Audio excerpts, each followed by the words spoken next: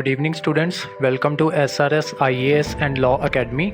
जैसा कि आप सबको पता है कि नायब तहसीलदार का एग्ज़ाम आने वाला है और हमें बहुत से बच्चों के मैसेजेस आ रहे थे कि प्लीज़ आप ना हमें इसका कोई क्रैश कोर्स प्रोवाइड करवा दीजिए। तो क्योंकि एग्ज़ाम बहुत जल्दी आ रहा है तो क्रैश कोर्स तो हम आपको प्रोवाइड नहीं करवा पाएंगे, लेकिन हमने आपके लिए एक टेस्ट सीरीज़ शुरू की है जिसमें मोस्ट एक्सपेक्टेड क्वेश्चंस जो एग्ज़ाम में आ सकते हैं हम आपको वो करवाया करेंगे। तो जो आज की क्लास होगी, आज हम पॉलिटी के क्वेश्चंस डिस्कस करेंगे। तो चलिए हम अपनी क्लास शुरू करते हैं। तो हमारा जो फर्स्ट क्वेश्चन है वो ऐसे है कि under which of the following acts a new supreme court and a court of appeal that is the सदर निज़ामत अदालत वॉज सेटअप एट कैलकटा। तो इसमें जो हमारा फर्स्ट ऑप्शन है वो है the regulating act of 1773, second है the regulating act of 1813, third है द रेगुलेटिंग एक्ट ऑफ 1883 और फोर्थ है the Indian government act of 1858।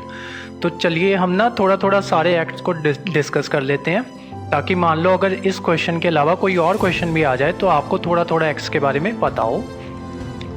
तो जो हमारा सबसे पहले हम डिस्कस करते हैं रेगुलेटिंग एक्ट ऑफ 1813। इस एक्ट में क्या हुआ था कि जो ब्रिटिश थे ना, उन्होंने जो फर्स्ट अटैम्प्ट किया था कि इंग्लिश को इंडिया में इम्प्लीमेंट करने का, उन्होंने यहाँ पे बोला था कि हम ऐसे करते हैं कि हम ना इंग्लिश इंडिया में इंट्रोड्यूस करते हैं। असल में जब ब्रिटिश इंडिया आए थे ना, तो वो एक पॉलिसी लेके आए थे, द वाइट सुप्रीमेसी पॉलिसी। उसमें वो कहते थे कि हम जो है ना वाइट्स हैं, हम आर्यन रेस से बिलोंग करते हैं और हमें ना भगवान ने भेजा हुआ है दुनिया पे कि हम ना जो बाकी दुनिया उसको सिविलाइज़ करें। तो उन्होंने बोला कि अगर आपको भी सिविलाइज़ होना है तो आप सबको हमारी तरह कपड़े वगैरह पहनने पड़ेंगे और हमारी तरह ही आपको बोलना होगा। तो उसके लिए उन्होंने क्या किया कि वो कहते हैं कि हम ना इंग्लिश लैंग्वेज को इंट्रोड्यूस करेंगे। तो ये जो रेगुलेटिंग एक्ट ऑफ 1833 है ना, इसमें वो क्या करते हैं कि जो इंग्लिश लैंग्वेज है उसको इंट्रोड्यूस करने की कोशिश करते हैं। और जो रेगुलेटिंग एक्ट ऑफ 1883 है, इसमें क्या होता है कि जो यहाँ पे ना ये क्या करते हैं कि जो इंडियंस होते हैं उनको अपनी एडमिनिस्ट्रेशन में एडमिट करना शुरू कर देते हैं। इससे पहले क्या होता था कि इंडियंस को अलाउ नहीं होता था कि वो जो ब्रिटिश एडमिनिस्ट्रेशन है उसमें पार्ट ले सकें। जो रेगुलेटिंग एक्ट ऑफ 1883 था उसमें इंडियंस को इस चीज़ के लिए अलाउ कर दिया गया। और जैसा कि आप सबको पता है कि जो रिवोल्ट हुआ था 1857 का, उसके बाद क्या होता है, अब हम अपना फोर्थ जो ऑप्शन है उसको डिस्कस करने जा रहे हैं। तो जो 1857 का रिवोल्ट था, उसके बाद जो ब्रिटिश क्राउन था वो क्या करता है कि वो कंपनी को कहता है कि आज के बाद जो इंडिया का जो सारा कंट्रोल है वो कंपनी के हाथ में नहीं रहेगा, जो कंट्रोल है वो आ जाएगा ब्रिटिश क्राउन के हाथ में। तो ये था 1858 का जो India government of India act था। और जो हमारा ये जो क्वेश्चन है ना कि कौन से एक्ट के तहत ये जो नए सुप्रीम कोर्ट और जो कोर्ट ऑफ अपील था सदर निज़ामत अदालत वो इस्टेब्लिश किया गया था कलकत्ता में, तो ये हुआ था द रेगुलेटिंग एक्ट ऑफ 1773। तो जो हमारा करेक्ट ऑप्शन है वो है ऑप्शन ए। चलिए अब नेक्स्ट क्वेश्चन पे मूव करते हैं। हमारा नेक्स्ट क्वेश्चन है Which of these acts distinguish between the commercial and political functions of the company? तो इसमें सबसे पहला ऑप्शन है Indian council act of 1861, second option है charter act of 1853, third option है पिट्स इंडिया एक्ट ऑफ 1784, इसको act of settlement भी कहा जाता है, और चौथा ऑप्शन है कि जो सारे ऑप्शंस हैं वो हैं incorrect as they were legislated by central legislative assembly not the British parliament. तो आइए अब हम फिर से चारों ऑप्शंस को एक बार डिस्कस करते हैं। तो जो इंडियन काउंसिल एक्ट था ना 1861 का, उसमें जो मेन बात जो हमें याद रखने वाली है वो ये है कि वाइसरॉय ने ना 1861 के एक्ट में वाइसरॉय ने क्या किया था कि कुछ इंडियन मेंबर्स को अपनी काउंसिल में ऐड कर लिया था। और जो चार्टर एक्ट ऑफ 1853 था, इसमें जो फंक्शंस थे ना लेजिस्लेचर और एग्जीक्यूटिव के, इन दोनों के फंक्शंस को सेपरेट कर दिया गया था। तो ये था हमारा चार्टर एक्ट ऑफ 1853। जो एक्ट जो डिस्टिंग्विश करता है ना commercial and political functions of the company को, वो एक्ट था पिट्स इंडिया एक्ट ऑफ 1784, जिसको कहा जाता है एक्ट ऑफ सेटलमेंट। तो जो हमारा करेक्ट ऑप्शन है वो है ऑप्शन सी। चलिए अब नेक्स्ट क्वेश्चन पे मूव करते हैं। तो जो हमारा नेक्स्ट क्वेश्चन है वो है consider the following statements about the administrative situation in India before the enactment of charter act of 1833। मतलब वो हमसे पूछ रहे हैं कि चार्टर एक्ट ऑफ 1833 से पहले जो इंडिया की सिचुएशन थी, एडमिनिस्ट्रेटिव सिचुएशन, वो कैसी थी। तो इसमें इन्होंने हमें 2 पॉइंट्स दिए हैं। सबसे पहला पॉइंट है कि it ended the commercial activities of East India company. दूसरा पॉइंट है कि the governor general of Bengal was declared as governor general of India. तो अब हमारे जो ऑप्शंस हैं वो हैं, ए ऑप्शन है कि ओनली 1 करेक्ट है, बी ऑप्शन है ओनली 2 करेक्ट, सी ऑप्शन है कि दोनों करेक्ट हैं और डी ऑप्शन है दोनों में से कोई भी करेक्ट नहीं है। तो ये जो इनकी फर्स्ट स्टेटमेंट है ना, जो कहती है कि it ended the commercial activities of East India company, असल में उस टाइम पे क्या हुआ था कि जो कंपनी थी वो प्योरली एडमिनिस्ट्रेटिव बॉडी बन गई थी और इसने जो अपनी सारी कमर्शियल एक्टिविटीज़ थी वो बंद हो गई थी इस एक्ट के तहत। और सेकंड ऑप्शन है कि governor general of Bengal was declared as governor general of India. इसमें क्या हुआ था कि जो गवर्नर जनरल ऑफ बंगाल थे उनको गवर्नर जनरल ऑफ इंडिया बना दिया गया था और जो उनको सारी मिलिट्री और जो सिविल पावर्स है ना वो उनको प्रोवाइड कर दी गई थी। तो जो इसका करेक्ट आंसर है वो है आंसर सी, यानी कि हमारे दोनों ऑप्शंस सही हैं। चलिए अब नेक्स्ट क्वेश्चन देखते हैं। तो जो हमारा नेक्स्ट क्वेश्चन है वो है क्वेश्चन नंबर 4। उसमें क्या कहते हैं कि the governor of Bengal became the governor general of Bengal and the governors of Madras and Bombay were subordinated to him.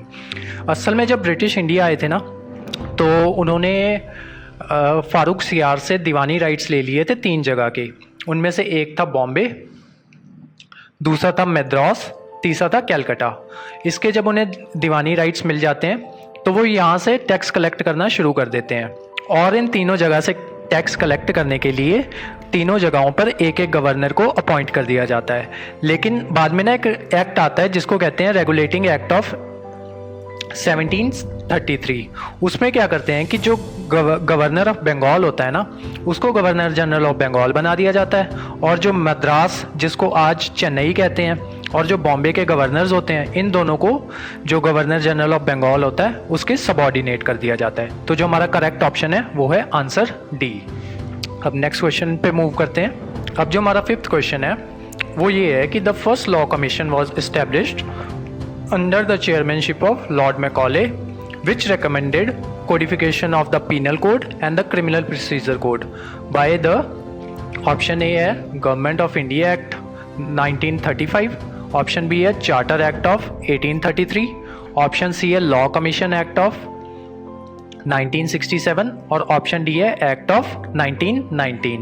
तो होता क्या है कि जो फर्स्ट लॉ कमीशन आता है वो इस्टेब्लिश होता है 1834 में और वो इस्टेब्लिश किया जाता है under the charter act of 1833। ये जो हमारा Indian code of civil procedure है, इंडियन चार्टर एक्ट है, इंडियन एविडेंस एक्ट है एंड ट्रांसफर प्रॉपर्टी एक्ट है, ये सारे जो हैं ये बाई प्रोडक्ट्स हैं जो फर्स्ट 4 लॉ कमीशंस थे ना जो आते हैं 1833 के बाद। जो 1833 के बाद जो लॉ कमीशंस आते हैं वो आते हैं, एक आते हैं 1834 में, 1853 में, 1861 में और 1879 में। इन सब के द्वारा ये जो आज के जो हमारे सिविल लॉज हैं या क्रिमिनल कोड प्रोसीजर्स हैं ये इन्हीं की आउटकम है। तो जो हमारा अब करेक्ट आंसर है वो बनता है बी, यानी कि चार्टर एक्ट ऑफ 1833। ये सारे जो अभी हमारे क्वेश्चंस चल रहे हैं ना ये पॉलिटी की जो लक्ष्मीकांत की बुक है ना उसमें जो फर्स्ट चैप्टर है आपका वहाँ से है। उसमें historical background of India and British east India company discuss किया गया है। तो ये जो सारे क्वेश्चंस आ रहे हैं ना जिसमें भी चार्टर एक्ट हो गया या गवर्नमेंट ऑफ इंडिया एक्ट हो गया ये सब डिस्कस हो रहे हैं, तो ये सारे क्वेश्चंस वहाँ से लिए गए हैं। चलिए अब नेक्स्ट क्वेश्चन पे मूव करते हैं। तो हमारा 6th क्वेश्चन है consider the following statements about government of India act 1858। Government of India act 1858 आता है रिवोल्ट के बाद। रिवोल्ट में असल में क्या हुआ था कि रिवोल्ट से पहले ना इंडिया पे कंपनी राज किया करती थी। कंपनी का मतलब था ब्रिटिश ईस्ट इंडिया कंपनी, और ये एक प्राइवेट कंपनी थी। जब ये राज करती थी तो ये ना आंसरेबल नहीं थी किसी को। तो होता क्या है कि जिस वजह से रिवोल्ट हो जाता है, और रिवोल्ट के बाद जो ब्रिटिश क्राउन होता है ना, यानी कि ब्रिटिश गवर्नमेंट होती है, वो ये डिसाइड करती है कि आज के बाद इंडिया पे कंपनी का राज नहीं होगा, आज के बाद इंडिया पे ब्रिटिश गवर्नमेंट रूल करेगी। तो अब हमारा क्वेश्चन ये है, अब हम इसके पॉइंट्स डिस्कस करते हैं। सबसे पहले वो कहते हैं कि it abolish the board of control and court of directors. Second point है, it change the entire structure of government of India prevailing earlier. Third point है, it created the office of secretary of state for India having complete control over the Indian administration. 1858 से पहले क्या होता था कि India में double government होती थी।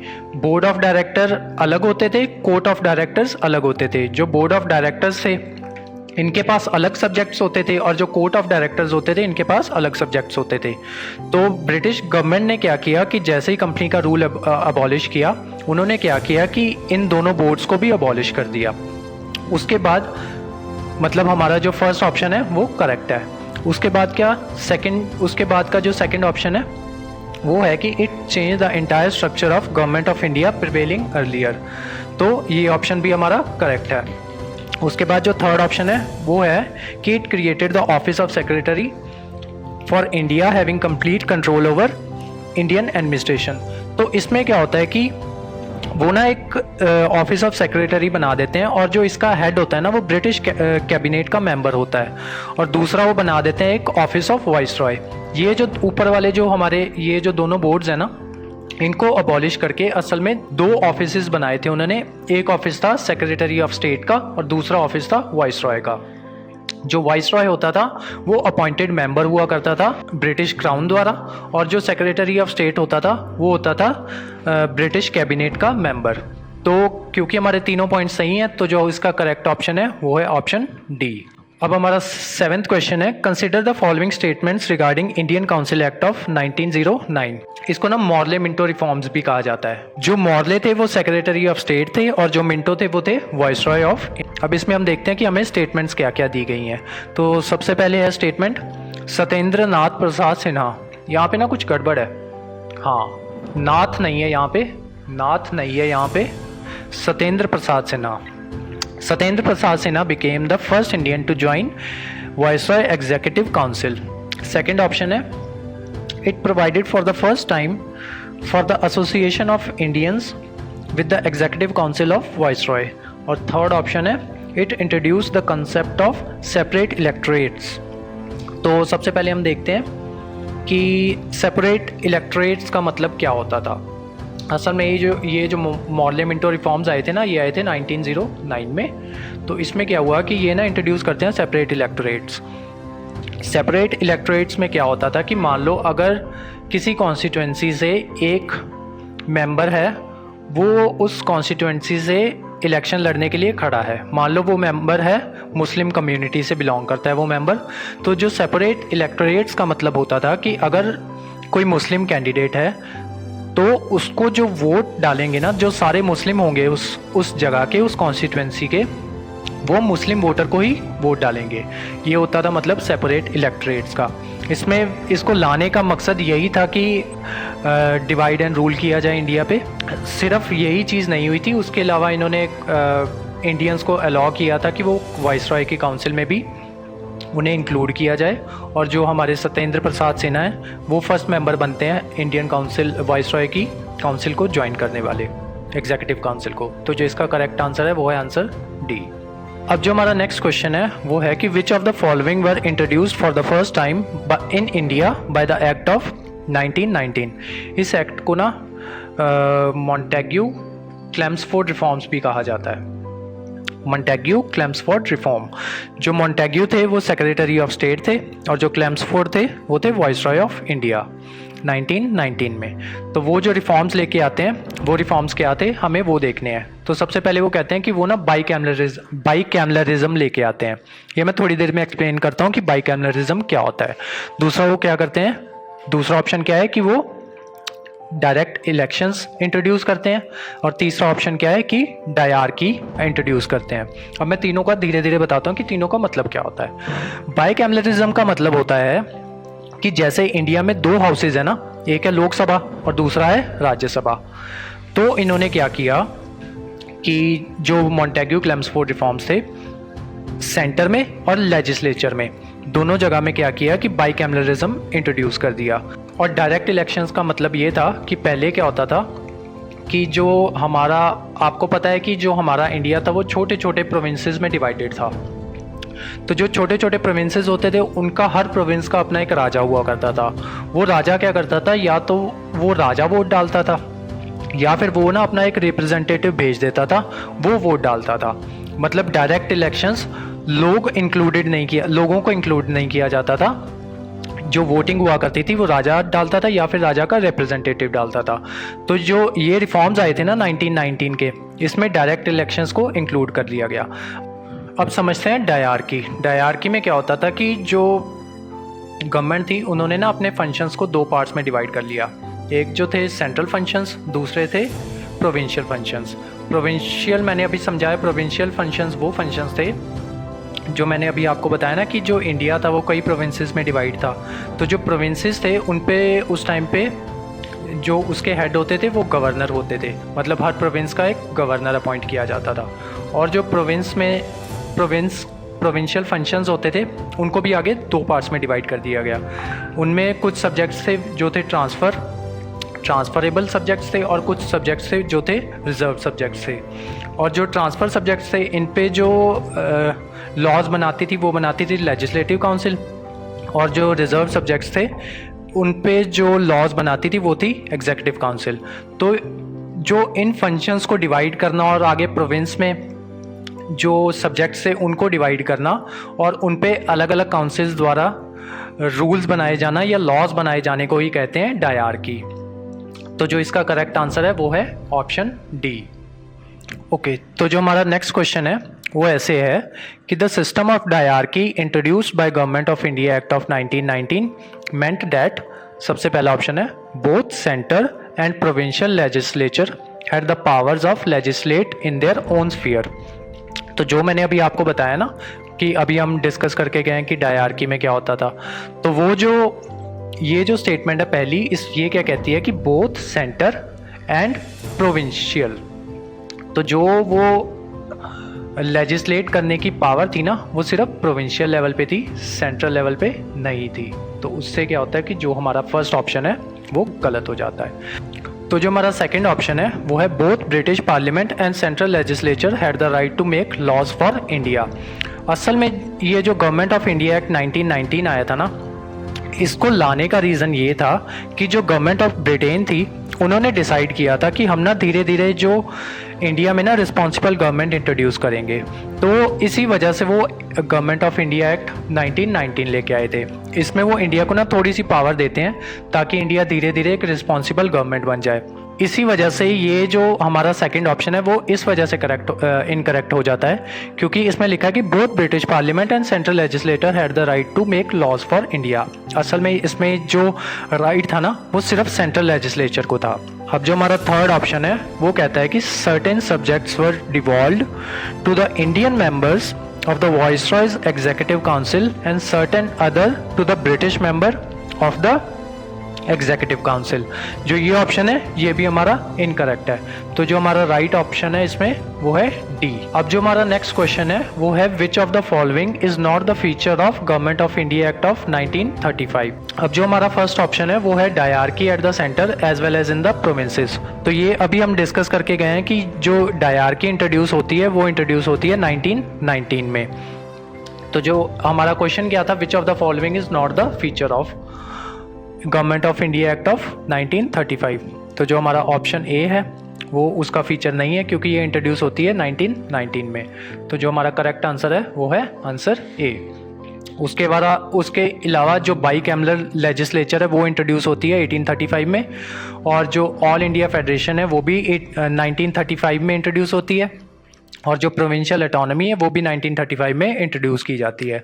असल में जो गवर्नमेंट एक्ट ऑफ 1935 था ना, इसमें बहुत सी चीज़ें इंट्रोड्यूस हुई थी, जैसे कि जो हमारा आज का आरबीआई है ना, वो भी तभी इंट्रोड्यूस होता है, और जो हमारा सुप्रीम कोर्ट है उसको इंट्रोड्यूस करने की बात भी इंडियन एक्ट ऑफ 1935 में की जाती है। ये बहुत बड़ा एक्ट है, इसको मिनी कॉन्स्टिट्यूशन भी कहते हैं, तो आप इस बात को नोट करके रखिएगा। ये भी क्वेश्चन आ सकता है कि मिनी कॉन्स्टिट्यूशन किसे कहा जाता है, तो वो कहते हैं इंडियन एक्ट ऑफ 1935। तो जो आज की क्लास है वो यहीं ख़त्म होती है।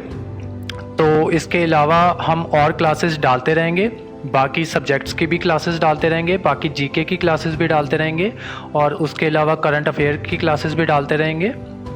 तो हमारे चैनल को आप सब्सक्राइब कर सकते हैं और ये टेलीग्राम चैनल को फॉलो कर सकते हैं। इसके जो नोट्स हैं वो आपको टेलीग्राम चैनल पे सेंड कर दिए जाएंगे। Thank you so much.